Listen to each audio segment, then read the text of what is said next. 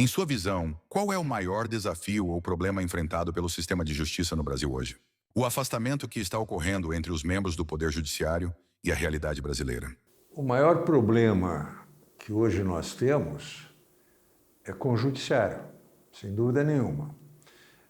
Parece que o Poder Judiciário não se apercebeu que tem adotado atitudes que a população condena. E às vezes se agarra em decisões próprias, se autodetermina o que fazer a látere do interesse da população, da cidadania. Então isso criou uma imagem, e isso é uma coisa que eu até cheguei a comentar há muito tempo atrás, quando eu recebi a medalha Vieira Neto. A coisa está pior do que antes, porque há aquela preocupação de fazer justiça a qualquer custo, apesar da lei, e isso gera uma insegurança total. Afora as atitudes que o magistrado não deveria adotar, como pleitear aumentos acima do teto, criar penduricalhos, e todo mundo sabe que isso é errado, menos a classe dos magistrados. Então, isto eu acho que é o ponto que tem gerado um descrédito na justiça. E é muito ruim para a advocacia e, claro, para os jurisdicionados. Quais as reformas jurídicas ou institucionais considera mais urgentes para o país? Eu lembro que, quando estava no Conselho Federal da OAB, foi criada uma comissão para propor uma reforma do Poder Judiciário. E me colocaram nessa comissão. E diziam, isso aí não vai dar em nada. Pois deu.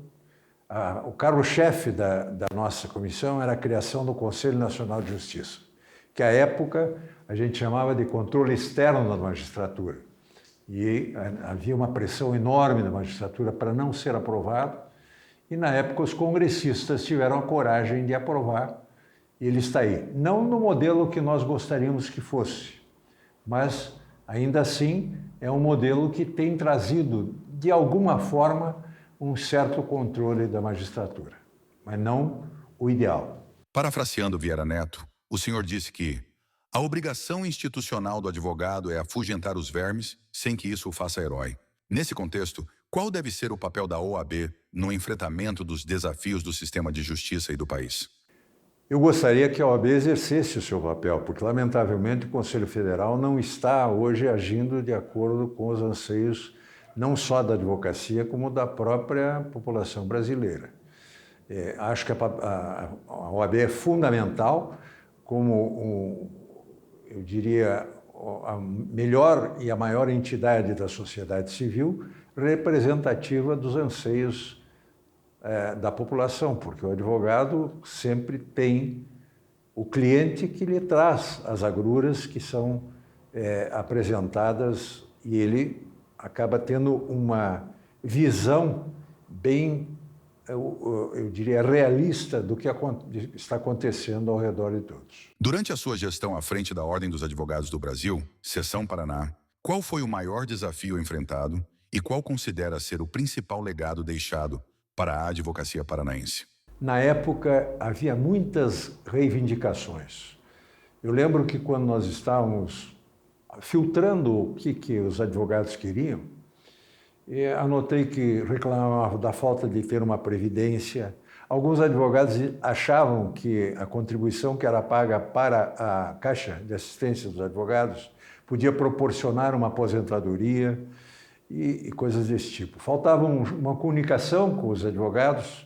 A ordem era absolutamente isolada, ela tinha o seu conselho e filtrava as exigências por meio dos conselheiros, que eram 18. E nem eram, e alguns deles nem, eu diria, e algumas subseções nem eram representadas nesse conselho. Então, nós criamos o Jornal da Ordem, que foi o primeiro veículo de comunicação dos advogados aqui do Paraná. Antes havia publicação de jornal, mas era em véspera da eleição apenas. O nosso foi mensal até o término da nossa gestão. Ele continuou na gestão seguinte e depois acabou por um equívoco sendo interrompido. Eu não diria equívoco. Tentaram mudar para para um ambiente virtual, e aí os advogados acabaram não tendo assim, eu não sei, não procuraram se informar mais, e hoje parece que estão tentando voltar às informações de uma maneira mais concreta para que os advogados tenham acesso ao que está acontecendo. Mas aí, além disso, tivemos, por exemplo, foi a primeira vez que se criou a advocacia dativa no sistema que hoje é adotado. Nós conseguimos arrancar a fórceps uma advocacia em que os advogados do Paraná passaram a receber pela advocacia que atendia aos pobres que não tinham condições de pagar.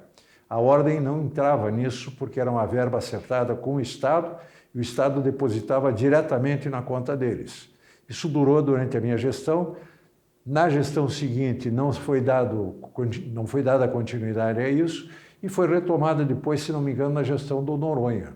Em seu discurso de agradecimento pela medalha Vieira Neto, o senhor afirmou que, no seu mister profissional, o advogado é o filtro das frustrações e das esperanças dos jurisdicionados. Com o avanço de tecnologias como inteligência artificial e ferramentas como o ChatGPT, como enxerga o futuro da advocacia?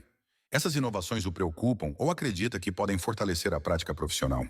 Não, eu acho que o advogado tem de estar atualizado, ele vai ter de, enfim, vai ter de trabalhar com essas novas figuras que aparecem para o exercício de qualquer atividade profissional. E mais que isso, hoje os tribunais já estão prontos para utilizar, e alguns já usando com intensidade, a inteligência artificial.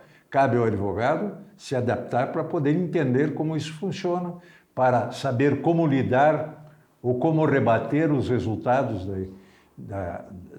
digamos, da atividade produzida com a inteligência artificial. E acho fundamental que até os cursos de direito priorizem as orientações que devem ter os futuros operadores do direito com a lida da inteligência artificial, porque, afinal de contas, ela, mal usada, pode trazer desastrosas consequências.